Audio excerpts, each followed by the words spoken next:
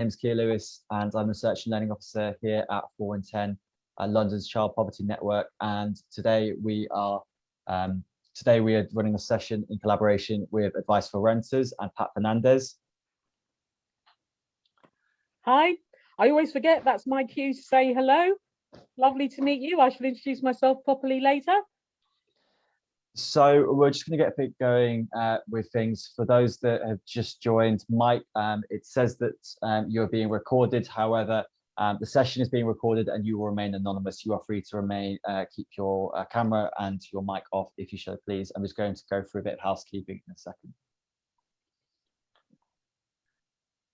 So as I said, in case you're in the wrong place, you're at Eviction Ban End, Know Your Rights.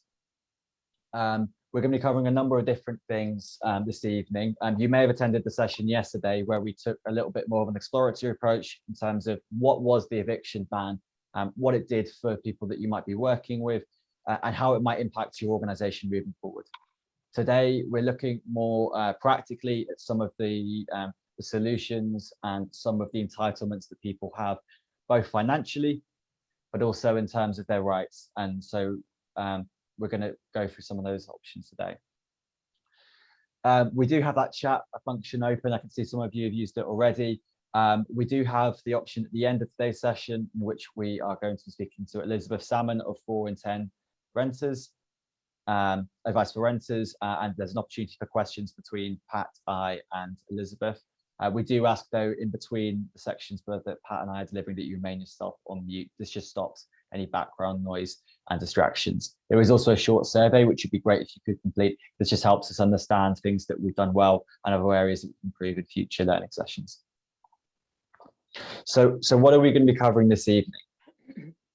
Well, we are going to just quickly check in with what the eviction ban was again, and what it might mean for your organization moving forward. Then we're going to look at benefits and financial entitlements. So we're not going to be studying the benefit system in great length. We're going to be mainly focused on what may people you'll be working with be entitled with in terms of housing benefits, but also benefits linked to housing. So that's what we're going to take in that section. Then I'm going to hand you over to Pat Fernandez, who's going to talk you through your key rights in moving to a new property, some crucial rights in terms of during your tenancy, and then we're going to be looking at your rights within the eviction process if someone you're working with is in the fortunate position where they get an eviction notice placed against them. Then following that, we have the opportunity for questions and discussion. If you do put your question in the chat bar, I will come to it at the end and we'll read it out for Elizabeth and Pat. But also feel free to verbally ask a question if you have one at the end. We have around 10 or 15 minutes for that to come the end. Okay, so for those that attended yesterday, sorry, you will be familiar with the slides. Those new, what was the eviction ban? Well, the eviction ban was quite a important piece of legislation that it happened throughout the pandemic period. It was the primary piece of protection that renters had. So you may have noticed in your communities that although people might be struggling with their incomes, particularly with their rent or housing costs, they weren't necessarily being evicted. This is because there was an eviction ban in place from March 2020 all the way until about a month ago, and May 31st. What this piece of legislation did was it prevented processes of evictions from beginning. Eviction notices could be filed, but no action could be taken unless in extreme circumstances, such as extreme rent arrears that exceeded 4 months, or that the tenant had engaged in some form of criminal activity, or themselves had been the victim of some form of criminal activity. The other key part of this legislation wasn't just the ban itself, it was that it gave the vast majority of tenants that you will have been working with 6 months notice period for an eviction. So if someone was handed a Section 21, which we covered in yesterday's session, so a no-fault eviction, that would have given them 6 months of notice from the point in which they received that eviction. So they would have a long time to potentially look at alternatives. What has changed since May 31st? Well, in short, it's been removed. meaning enforcement of warrants of evictions can begin.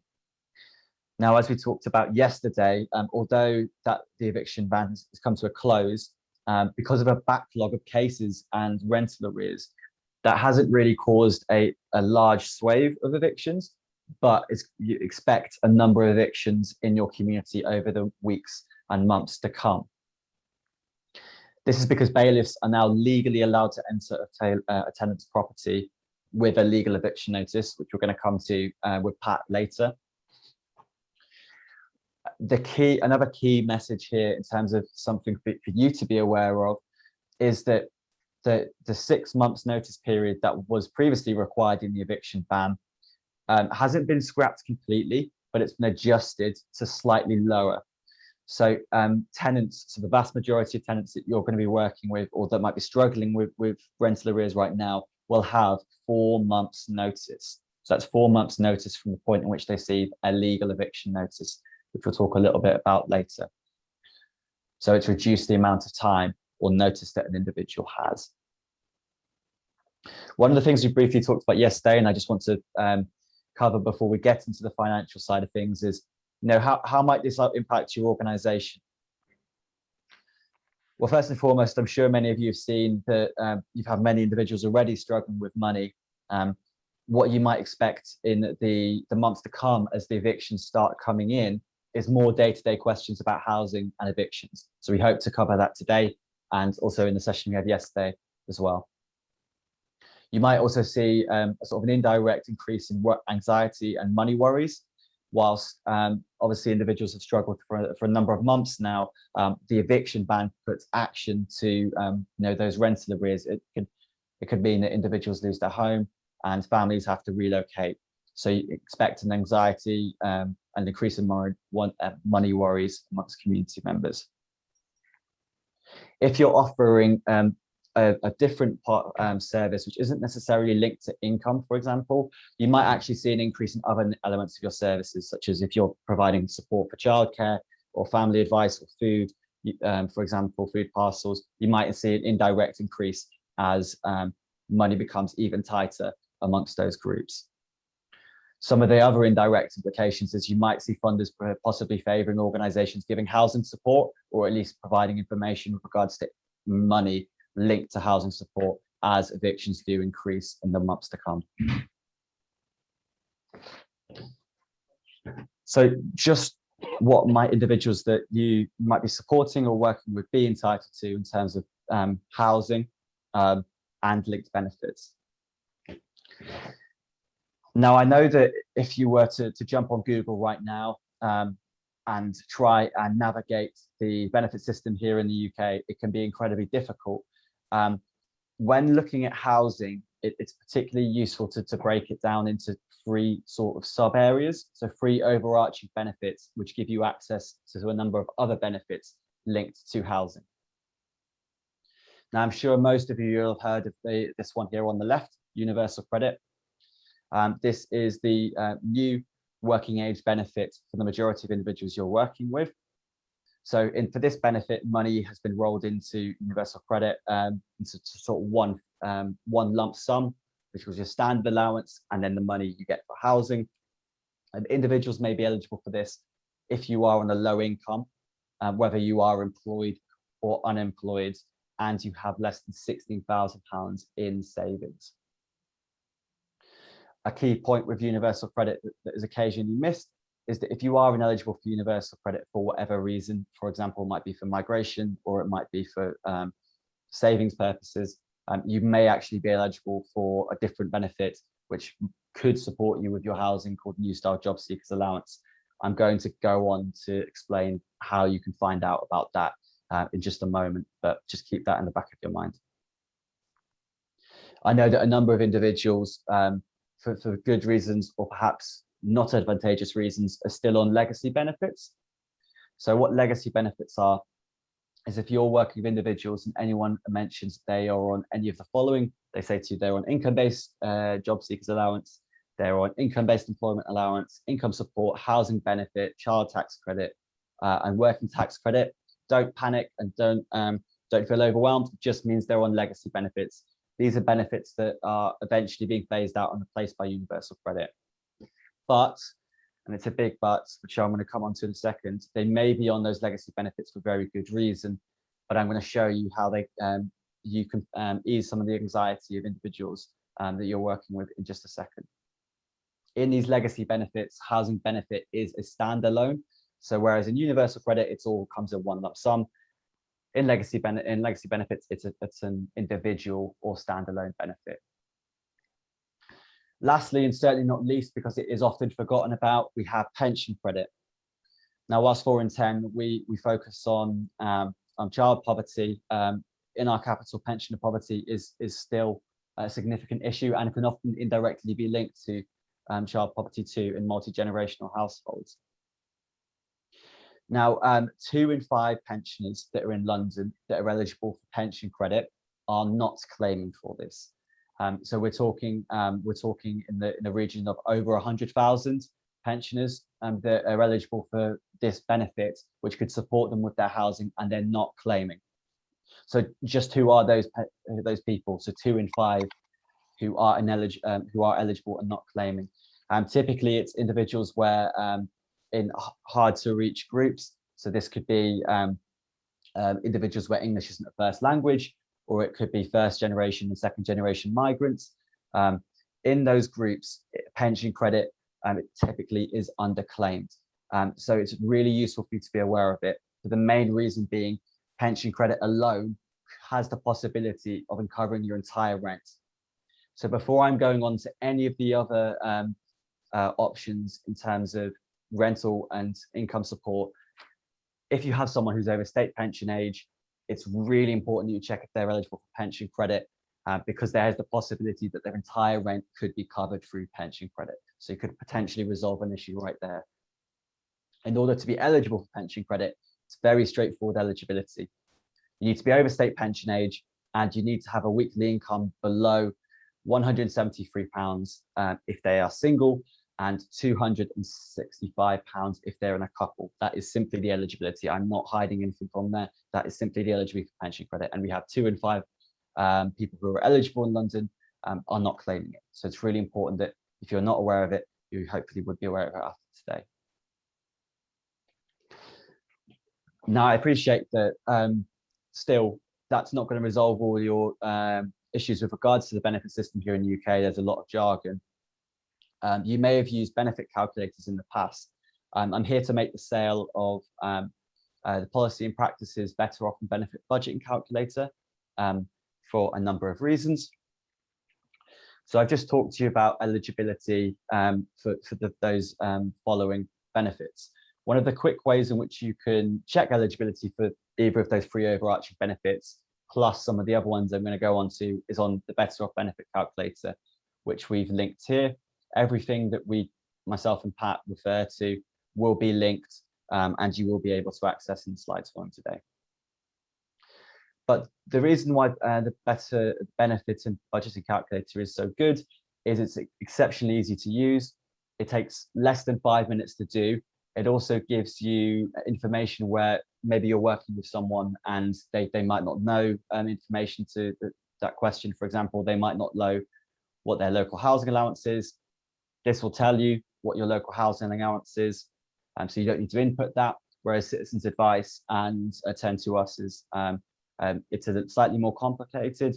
It will tell you what your council tax band is. It will tell you what your council tax liability is without you being a benefits advisor.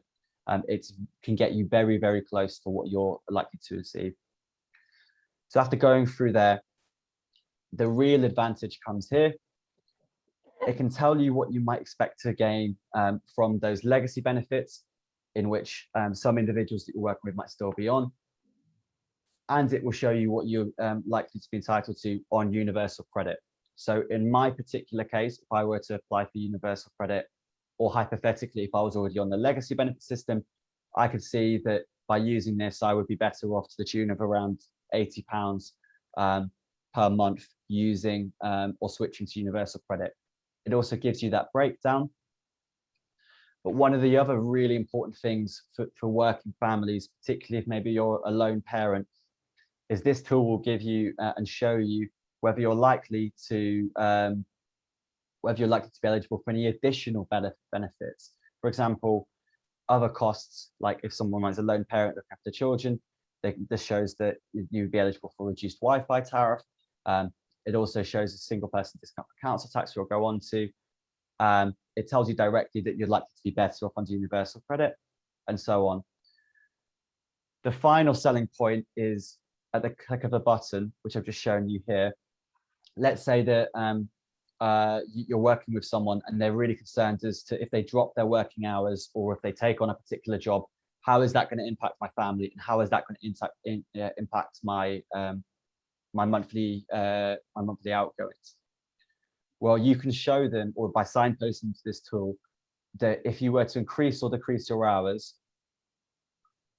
just how much that would impact your monthly outgoings and how much that would cost you. So we can see if you were to take on 16 hours, for example, we could see that we're better off. I know that there's deep anxiety amongst communities as to whether taking on a particular job may impact their benefits. And whilst it's always fantastic to be signposted to a benefits advisor, you can perhaps ease that anxiety directly with working with an individual in your services by using this tool. It's a free tool, and it's, as I said, it's in the link that we're going to provide there.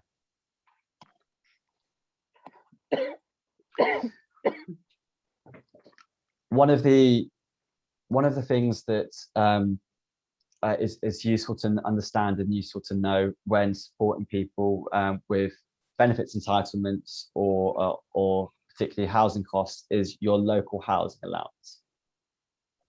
Now, what your local housing allowance is, it's the maximum total money that private renters could get in receipt of their benefits for housing costs. So if they're privately renting, knowing your local housing allowance is important, because if your local housing allowance is less than your rent, it means that typically every month you are going to experience a rent shortfall, and you'll struggle to pay for maybe bills, but also your rent each month. We also have a link here, which is brilliant for telling you what your local housing allowance rate is. So Pat's going to go on and talk about evictions later today. And if someone is, unfortunately, does find themselves evicted or needing to relocate due to an income shock, it's useful to know your local housing allowance, because it dictates how much rent that you can pay. So this is a Gov link. I put in my postcode here, and all you need to do is the point at which your benefit claim might start, or maybe is ongoing. Click submit, and it will tell you how much the maximum you could receive for your housing benefits, whether that's on universal credit or on the legacy benefit system. So the amount of bedrooms is dictated by the accommodation you're privately rented in. For those that are in shared or multiple location homes, you would be paying the shared accommodation rate.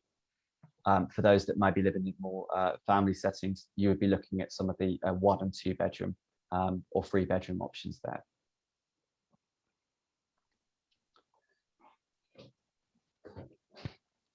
So we've talked a little bit about sort of the base benefits and some of the housing specific benefits.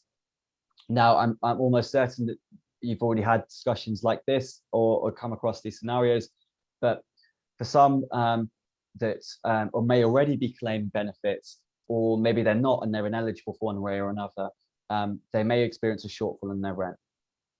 This is where discretionary housing payments come in. You may have heard of them, but this may be the first time. What discretionary housing payments are is they can be overcomplicated, but essentially what they mean is an additional sum of money to help you pay your rent if you are struggling. So if you're in receipt of either those legacy benefits that we talked about at the beginning or universal credit, and if you're in receipt of any of those and you're still struggling with your housing costs, then you would likely be eligible for a housing payment, discretionary housing payment. But, and this is where it gets unfortunately a bit more geography based, each London council decides how they're going to distribute the discretionary housing payments and who is eligible. They'll be able to tell you, how much you might be able to get, but also how long they're going to pay you for. So it might be the fact that someone's chronically struggling with their rent, and that they only pay discretionary housing payments for 3 or 4 months. Alternatively, it might be that they only slightly lower their income than their rent requirements, and the council will cover them completely with a discretionary housing payment. It really varies from council to council. So some councils in London give these out quite leniently. So Sutton are quite lenient on it, and so are Havering. But other councils in London, they are claimed quite heavily. Therefore, it's a little bit more competitive. However, it's really important that if an individual is on either of those two benefits and they do have a shortfall in rent, that you do claim for a discretionary housing payment, because it could potentially resolve that issue. Now, one of the things I want to talk about before I hand you over to Pat, whilst this isn't necessarily a associated housing cost, it can make a huge difference with regards to someone's budget. And this is council tax support. Now, council tax support goes through your local council. So all of the links that you can see here is with regards to finding a local support page for council tax support. But there are actually sort of 3 different lenses in which you can see council tax support and which people you're working with could be supported by. For example, you can actually get council tax holidays. So let's say hypothetically someone was to apply for universal credit.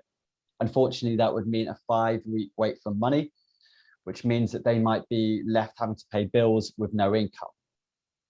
In which case, you could potentially get a council tax holiday, in which would be restructuring your payments to a different point in the year, which might be better for you and might not put you on a fast track to debt. You have to negotiate with your council, but it is a lesser used option that can be useful. There are two further options, including a council tax reduction. Now, if you have had an income shock, you're on benefits, or you're chronically on a low income, you can get a council tax reduction. This is a simple reduction in how much you're paying, and it really depends on your circumstances and your local council, but it is available. And so if you are working with people struggling, that can be an option.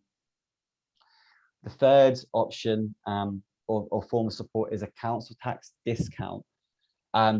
Now, here in the UK, in order to be liable to pay a full council tax bill, you need to have at least 2 adults living in a home. So that's 2 individuals over the age of 18 that are not involved in full-time education or training. So this can catch a number of individuals out. For example, if there has been partners have split up, immediately one of them would be eligible for a council tax discount if it was just 2 adults in the household. If you're also caring for an individual, for example, who's over the age of 18, then you'd be eligible for a council tax discount. We have a full list of those who are exempt as an adult on there, but it's unfortunately something that people miss. So we want to reduce and increase that space in the people's budgets so they can make those payments for housing, which is incredibly expensive in London. Now, last thing in terms of financial entitlements, there's been a new scheme which has just opened about 2 months ago, and it is positive news. It's a really good scheme. It's called the Breathing Space Scheme. Now, what the Breathing Space Scheme does is, if you're working with someone who's struggling with debt such as rent or mortgage arrears, but it doesn't have to be, it could be other forms of debt. But if they are struggling and they're behind on their rent or mortgage, for example, what the scheme does, it's essentially, it freezes payments and demands legal actions by creditors whilst you get free quality debt advice. So the way that you access this scheme is by getting in contact with a free qualified debt advice service. We've placed some of our services on the right here, one in which includes advice for renters and Crosslight, who are 4 and 10 members. But we also have a tool at the end, which we're going to show you how you can search for some other debt advice services as well. There are 2 forms of this scheme. One in which is just a standard 60-day breathing space, in which gives you time to mentally and financially recover from paying those arrears. The other is also a mental health crisis breathing space. Now, for the mental health breathing space, you do need to, whilst also receiving free quality debt advice, you do also need to receive professional help from a mental health professional for that one.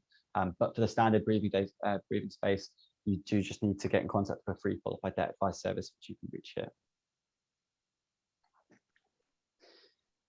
Okay, I appreciate we've gone fairly quickly through that financial information. So I want to just take a moment to check in with how some of that information has been received. On your screen, you should see a number of questions. It is anonymous. It's just to check in to see if there's any areas in which are unclear. And the 3 questions go as follows. So number 1, in a hypothetical scenario, you're working with someone who is on benefits and still struggling to pay their rent. What is the name of the additional payment they may be able to receive to top up their income? Question number 2 is you're working with someone who is in rental arrears. Missing a word there, sorry. How could they access the breathing space scheme? And question number 3 is how many adults are needed in the house for you to be paying a full council tax bill? I'll give you all a few minutes just to answer those.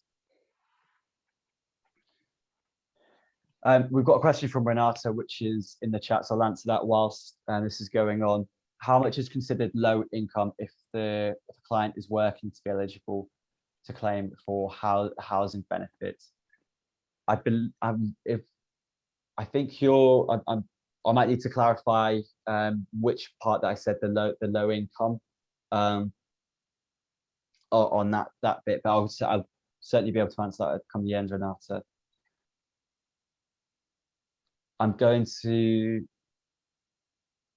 We've just got one more person, and then I'm going to end the poll.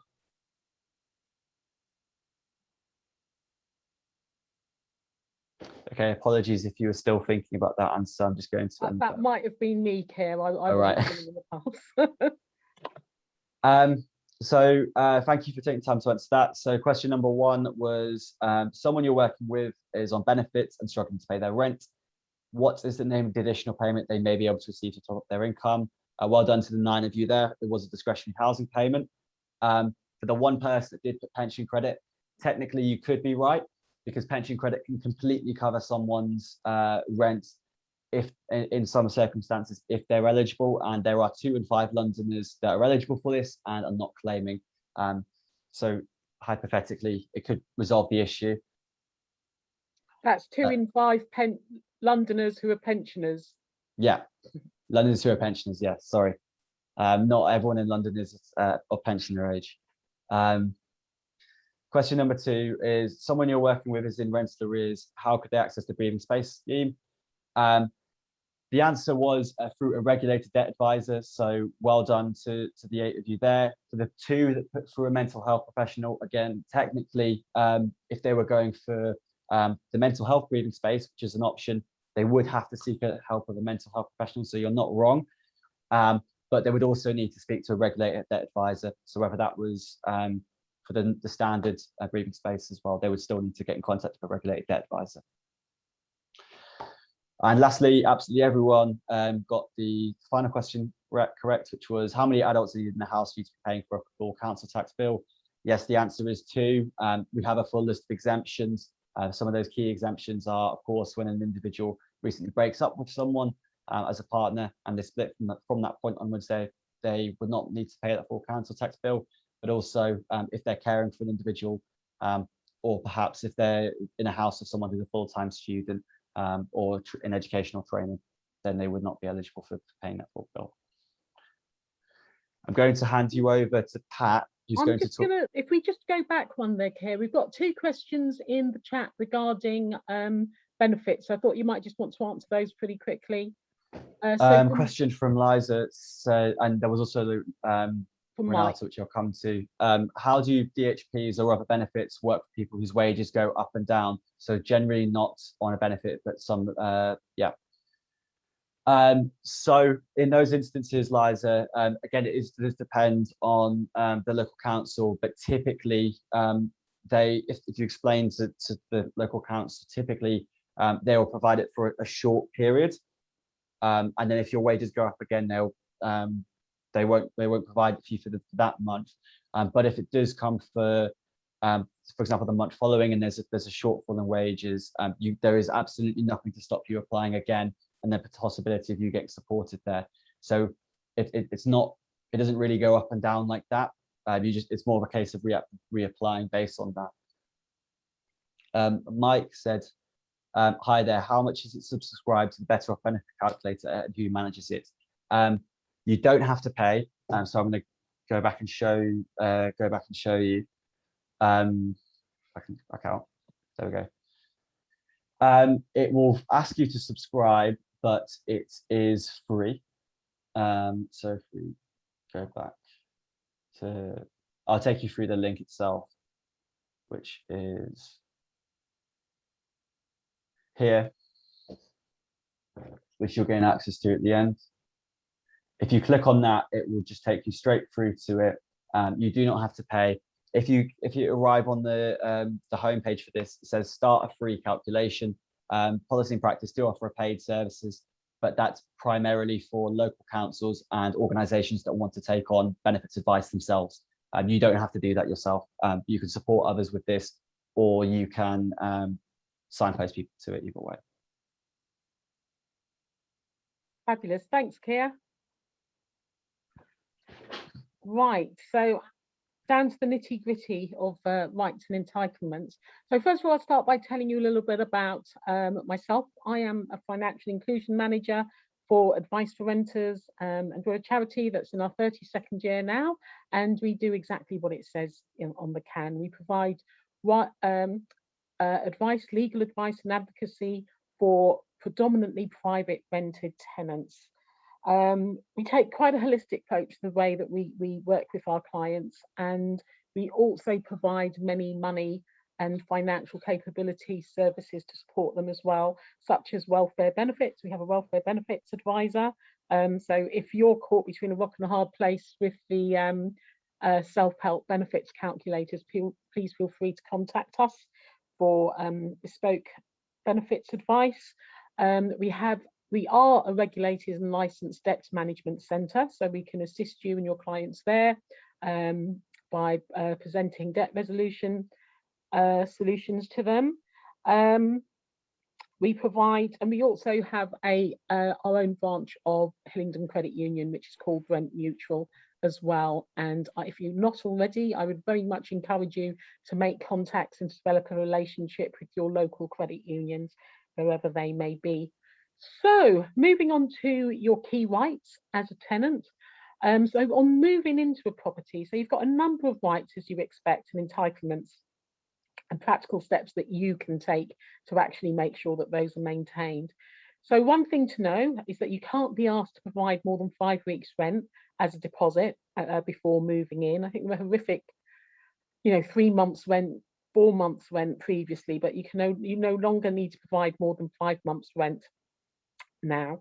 And you also can't be rejected for being on benefits as well. That was a fairly recent-ish kind of development as well. So if you're on benefits, the landlord can't say to you, no, we can't provide you with the residency. So it's vital, it's really, really important that you actually take pictures of everywhere in the property. So any rooms, any damaged parts of the house, items that are listed on the inventory, sort of like the gas, particularly the gas, the water, the electric meters. So you've got a record of what it was when you actually entered that property. And, by all means, take videos as well. Everybody's pretty much got a smartphone these days. So do keep that kind of record. It's really, really important for your benefit. So next slide, please, Kia. Okay, did we just jump over a slide there? I think we might have done, but that's okay. So on moving into a new property, there's certain items that a landlord needs to provide for you. So a signed tenancy agreement, very obviously, the deposit certificate and just all the prescribed information, so a guide to renting, the latest updated guide to renting, and the EPC performance certificate. Those three in particular are really, really vital, as a landlord cannot present you with Section 21 no fault eviction without having met those criteria. So there are other criteria as well, or other items that he needs to provide for you, such as a gas certificate, an electrical certificate, an inventory of the property from the agents. These are important, but they won't have any bearing on whether the landlord can present you with a Section 21. So the first three are absolutely priority. So next slide, please, Claire. So your rights during the tenancy. Well, one thing you need to know is that a landlord cannot enter your property without giving 24 hours written notice. Now, one exception to this is if there's an emergency. So, for example, if there's a suspected gas leak, then obviously they just want to get in there, get everything sorted and get out again. You obviously have a right to live in a property that's safe and in a good state of repair. That's a paramount right. And your landlord should repair anything that's a threat to your health as soon as possible as well. Okay, and next slide. Oh, so true or false? Here's a question for you. Check to make sure that you're awake. So your landlord can keep your deposit for damages, even if they didn't put the deposit into a registered deposit scheme. Is that true or false? If you put your answers in the chat for me.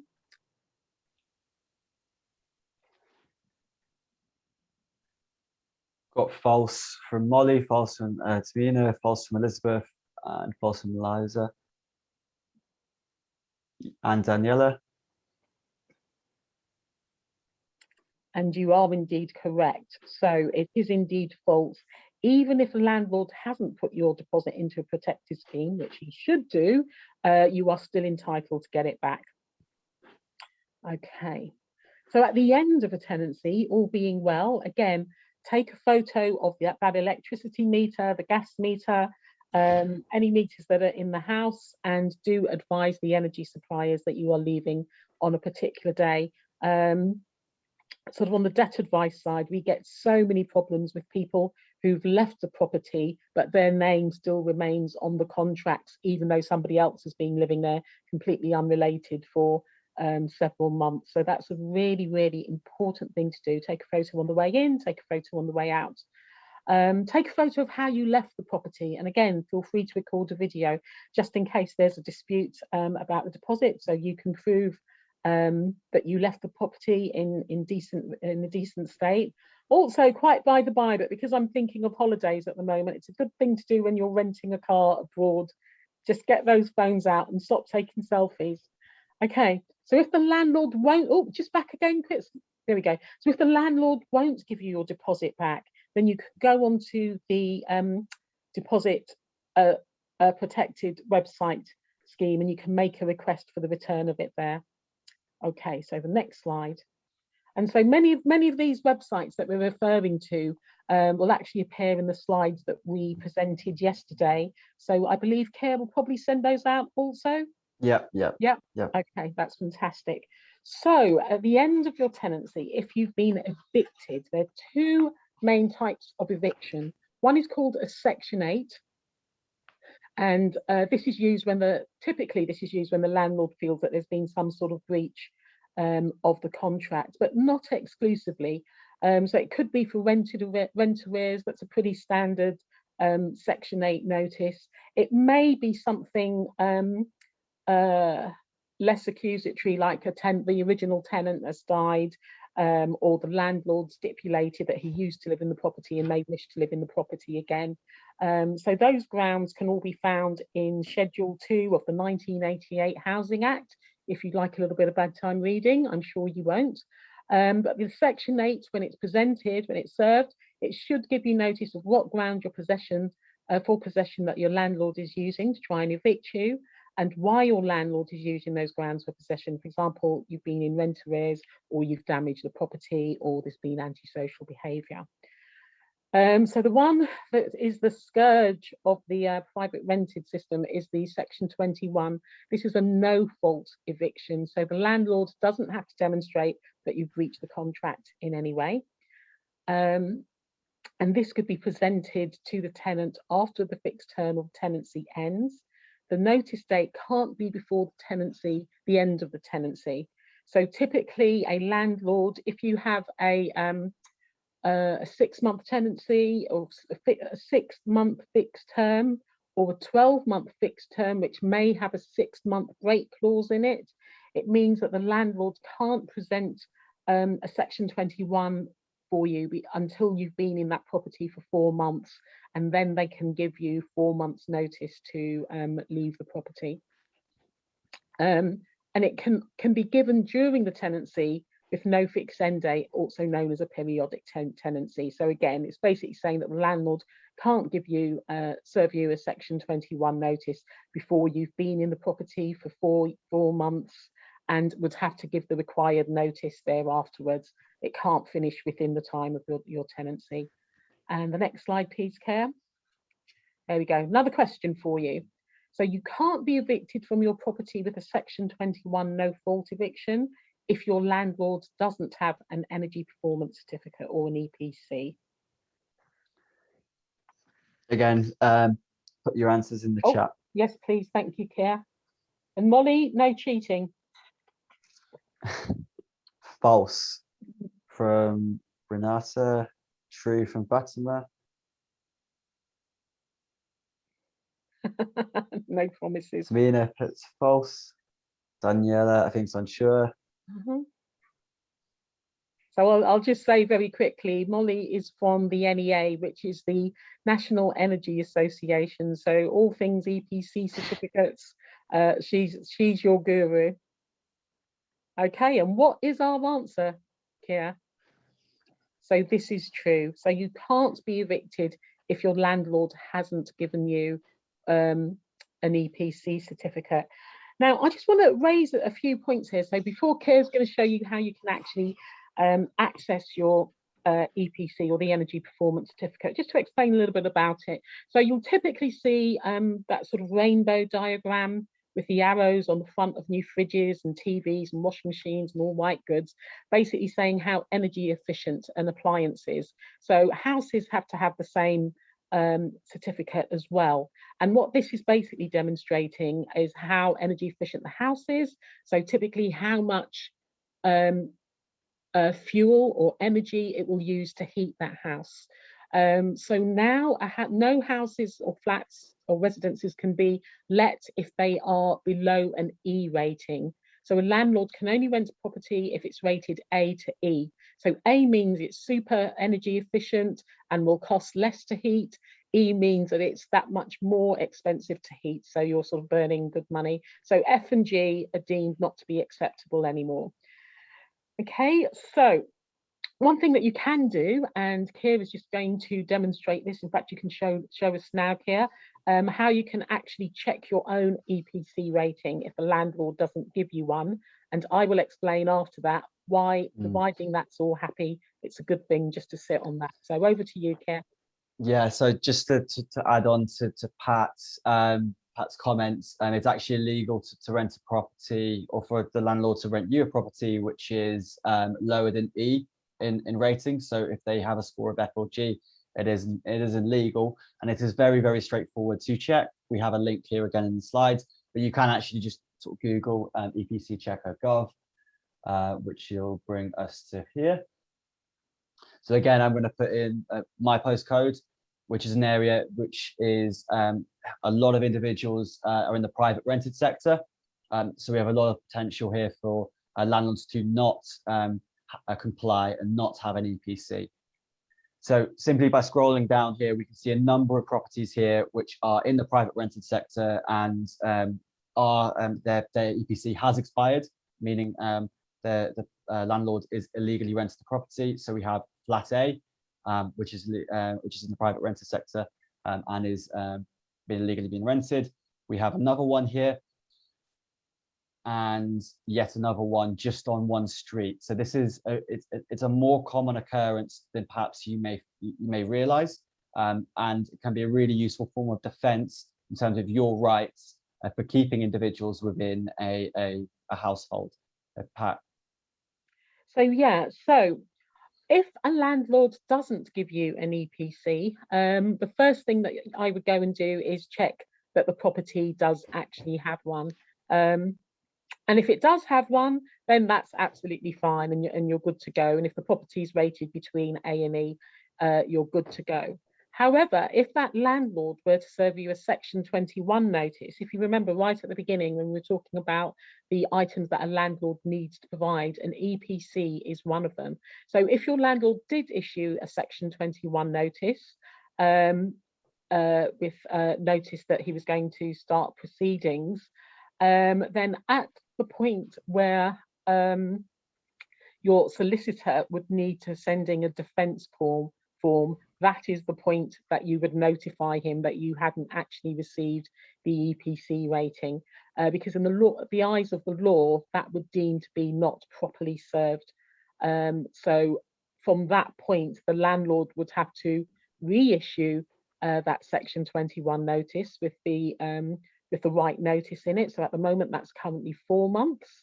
At the end of October, we're probably expecting it to be reduced again, in line with all of the furlough conditions being rescinded as well, all of the COVID concessions, and that will go back to 2 months. So potentially at the moment, that could buy you another 4 months in the property.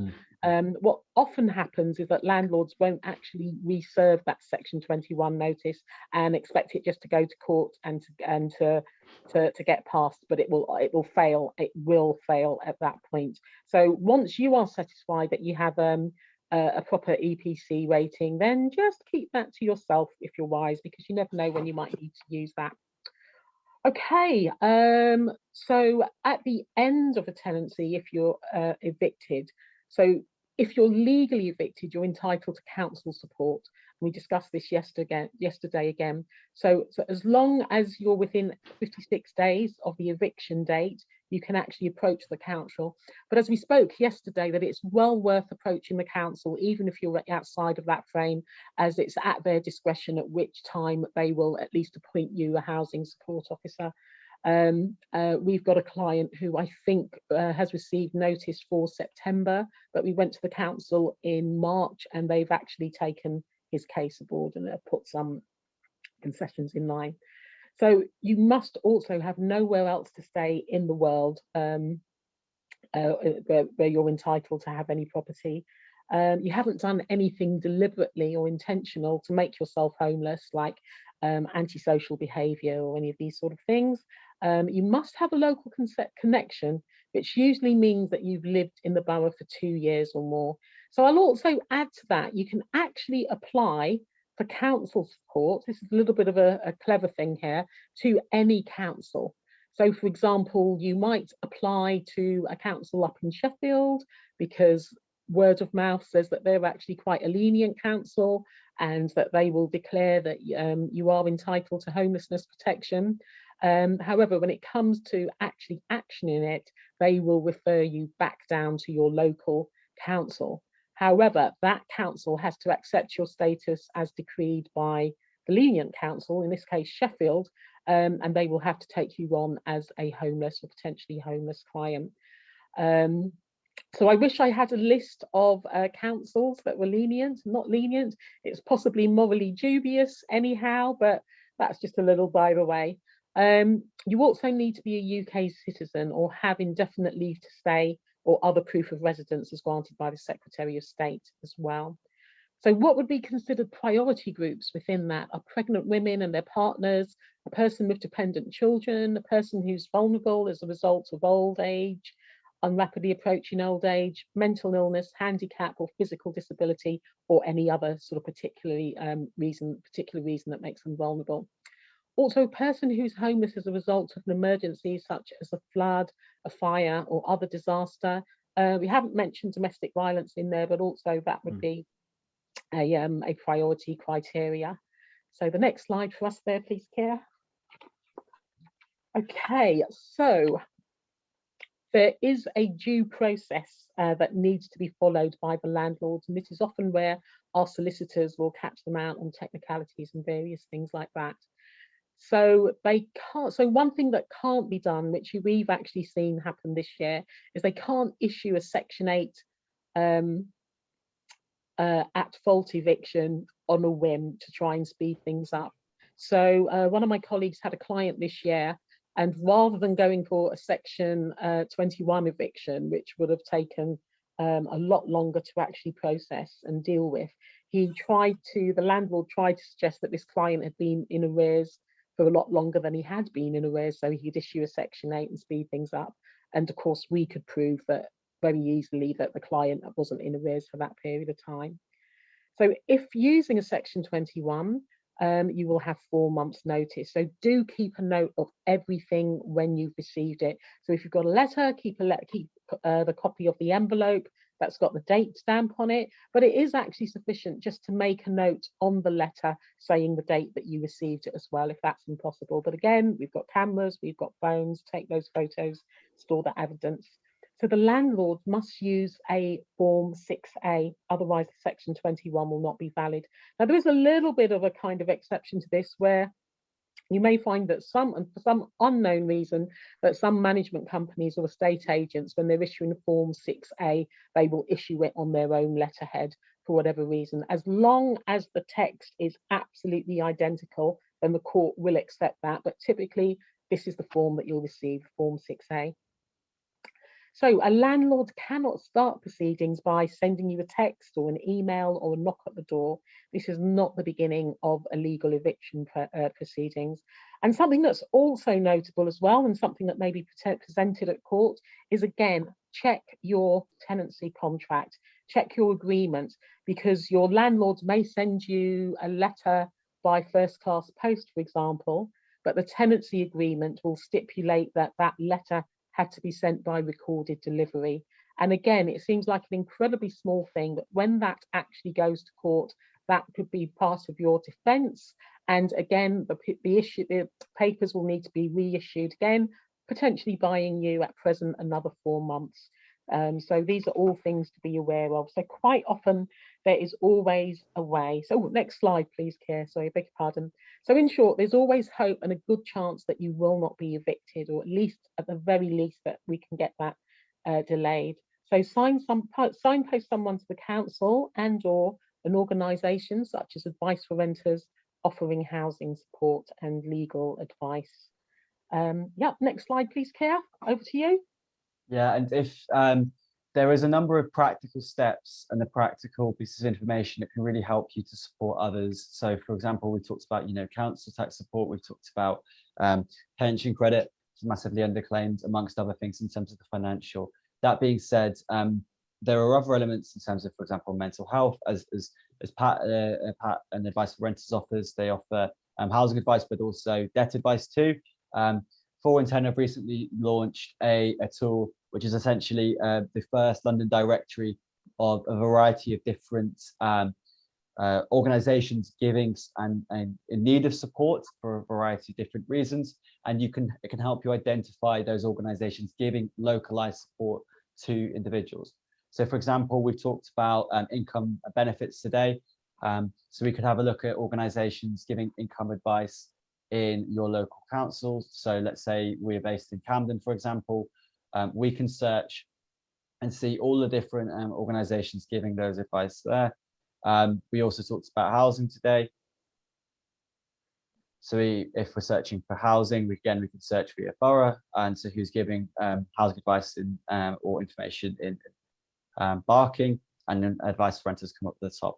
But we also have a variety of different other ones there. So if you feel that in and amongst those signposts that we've got in the slides, which you're going to receive, there are gaps, please come to this link, which is again available in the slides, which will be able to direct you to the place that you'll be looking for.